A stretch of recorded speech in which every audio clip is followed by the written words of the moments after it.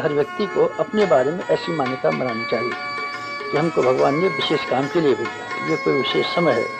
तो हम में से हर आदमी को ये अनुभव करना चाहिए कि हम कोई विशेष उत्तरदायित्व लेकर के आएंगे, समय को बदलने का उत्तरदायित्व, उसकी आवश्यकताओं को पूरा करने का उत्तरदायित्व। भारत की भविष्यवाणी, ऋषि मुनियों की जुबानी। हम सब लोग जानते ही हैं कि भारत विश्व गुरु बनने की ओर अग्रसर है, इसमें कोई संदेह नहीं है। लेकिन हम लोगों को इस भर में नहीं रहना चाहिए कि किसी एक व्यक्ति विशेष के कारण ही भारत विश्व गुरु बनने जा रहा है। ये विश्व गुरु बनाने में ऋषि मुनियों का तप है, तपस्या है, तब जाके ये भारत विश्व गुरु बनने की ओर अग्रसर हो रहा है। इसके लिए सूक्ष्म जगत में सूक्ष्म रूप से गुरुदेव एवं गुरुसत्ता प्रयास कर रहे थे, तब जाके ये परिणाम देखने को आज मिल रहा है। इस संबंध में परम पूज्य गुरुदेव पंडित श्री राम शर्माचार्य जी क्या कहते हैं, आइए सुनते हैं। क्या आपके कि हिंदुस्तान सारी दुनिया का नेतृत्व करेगा, जैसे आजकल अमेरिका कर रहा है ना, ये चाहे ये बनाएगा बम, चाहे चैलेंजर भेजेगा, चाहे स्टार वार करेगा, चाहे कुछ करेगा, तो दुनिया का नेतृत्व अमेरिका करता है ना, और रुपया वही देता है। बाद का नेतृत्व हिंदुस्तान करेगा, और हिंदुस्तान को करने के लिए उनको करने के लिए बड़े कर्मठ चाहिए, बड़े शक्तिशाली चाहिए, बड़े क्षमता संपन्न चाहिए, बड़े योद्धा चाहिए, बड़े लड़ाकू चाहिए, बड़े इंजीनियर चाहिए, बड़े बड़े समर्थ आदमी चाहिए। वो मैं तलाश कर रहा हूँ। दुनिया का नेतृत्व करने के लिए कर्मठ, शक्तिशाली, क्षमता संपन्न व्यक्तियों के चयन का सीरीज तैयार दिख रहा है। बड़े इंजीनियर, डॉक्टर, वैज्ञानिक तैयार ही नहीं है, बल्कि वे काम में लग भी चुके हैं। हम लोग अपनी आँखों से देख चुके हैं कैसे भारत पूरे विश्व को योग सिखाया। हम लोगों ने ये भी देखा जब पूरे विश्व पर संकट आया, कोरोना का संकट आया, महामारी फैल गया, तो इससे उबारने के लिए हमारे वैज्ञानिक, हमारे डॉक्टर ने वैक्सीन बना लिया, जबकि बहुतों को ये विश्वास नहीं होता था इतना जल्दी वैक्सीन बन पाएगा। हमारे वैज्ञानिक वैक्सीन बनाए ही नहीं, बल्कि पूरे विश्व को आवश्यकता अनुसार वैक्सीन सप्लाई भी किए और सबों को इस महामारी से उबारे हैं। ये भारत के नेतृत्व की क्षमता ही है।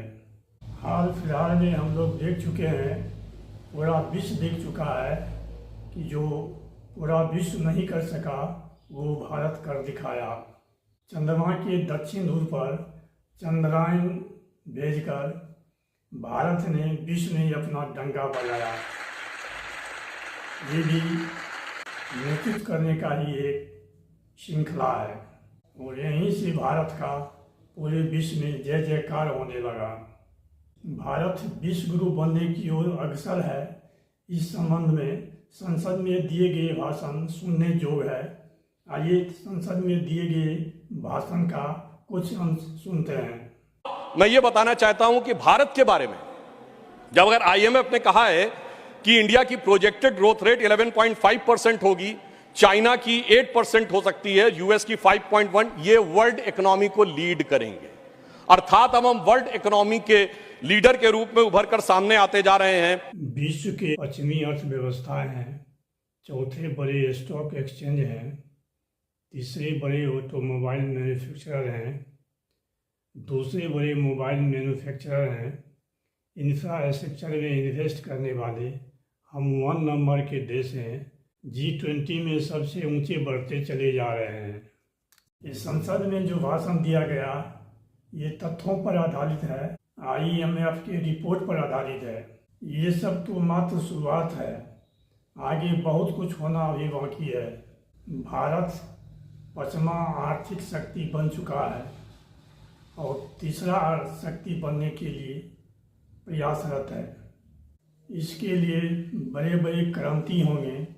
इस अवसर पर हमें क्या करना चाहिए, हमारा क्या दायित्व है, इस संबंध में गुरुदेव कहते हैं कि ईमानदारी का खाइए, अपना काम ईमानदारी से कीजिए।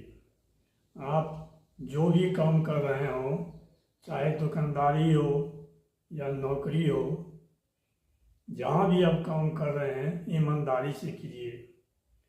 गुरुदेव आगे कहते हैं कि आप कितना भी कमा लीजिए, लेकिन निर्वाहन उतना ही कीजिए जिससे कि हमारा जीवन चल सके। विलासिता का जीवन नहीं जीना है। और यदि हम लोग ऐसा नहीं करते हैं तो एक समय ऐसा भी आएगा कि हम लोगों को नहीं चाहते हुए भी ऐसा करना पड़ेगा। गुरुदेव कहे हैं कि आजकल तो देख रहे हैं कितने छापे पड़ रहे हैं, आने वाले समय में इससे भी कई गुने छापे पड़ेंगे और गड़े हुए पैसे निकलेंगे। और हम लोग देख भी रहे हैं कि कितने छापे पड़ रहे हैं, कितने काला धन निकल रहे हैं। तो एक समय ऐसा आएगा कि आदमी को विवश होकर ईमानदारी करना पड़ेगा, चाहकर भी बेईमानी नहीं कर पाएगा, क्योंकि डिजिटल लेन देन हो जाएगा। आपके हाथ में ना पैसा रहेगा ना बांसुरी बजेगा।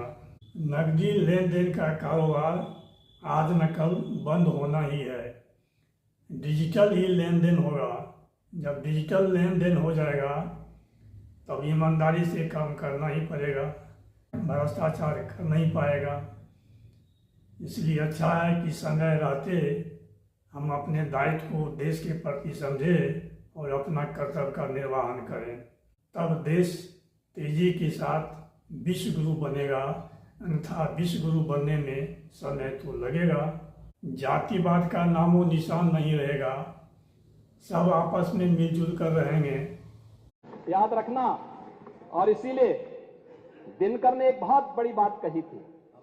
महाकवि दिनकर, उन्होंने एक बात कही थी, मूल जानना बड़ा कठिन है नदियों का, वीरों का। धनुष छोड़कर और गोत्र क्या होता है रणधीरों का। पाते हैं सम्मान तपोबल से भूतल पर सूर, जाति जाति का शोर मचाते केवल कायर क्रूर। आज मुझे दुनिया को नहीं कहना पड़ता कि हिंदुस्तान आपका मित्र है, दुनिया कहती है भारत हमारा मित्र है। चलिए, वीडियो के अंत तक बने रहने के लिए धन्यवाद।